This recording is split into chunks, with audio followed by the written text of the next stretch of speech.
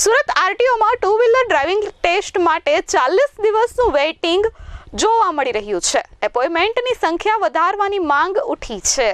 Surat RTO કચેરીના driving test track પર test આપવા આવી રહેલા અરજદારોને ભારે ભીડનો સામનો કરવાનો વારો આવ્યો છે.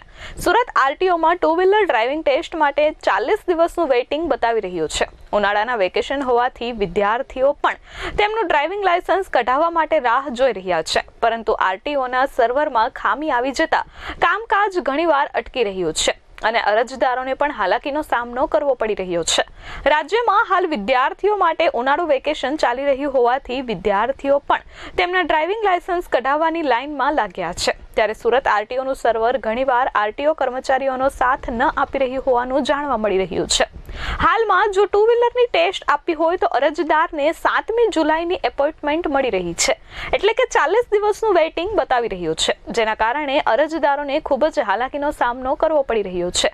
આરટીઓમાં ટુ વ્હીલરની ડ્રાઇવિંગ ટેસ્ટ માટે રોજના 275 લોકોને એપોઇન્ટમેન્ટ આપવામાં આવી રહી છે. લાંબુ વેઇટિંગ હોવાથી હજારો અરજદારો એડવાન્સમાં અપોઇન્ટમેન્ટ લઈને ટેસ્ટ આપવાની રાહ જોઈ રહ્યા છે. ત્યારે હવે ડ્રાઇવિંગ ટેસ્ટ ટ્રેકનો સમય વધારી એપોઇન્ટમેન્ટની સંખ્યા વધારવા માંગ ઉઠી છે.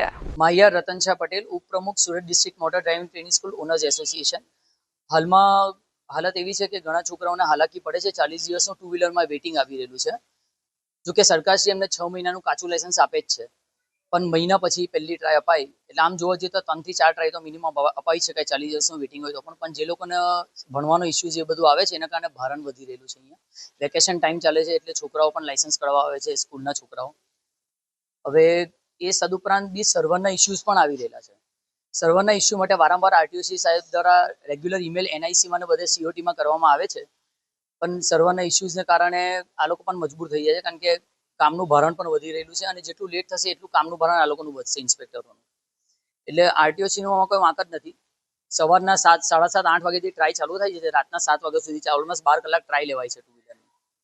40 દિવસના વેઇટિંગ છે એટલે બંને રીતે લોકોને પણ હાલાકી પડે છે અને આરટીઓને પણ હાલાકી પડી રહી છે. Bureau report S24 news, Surat.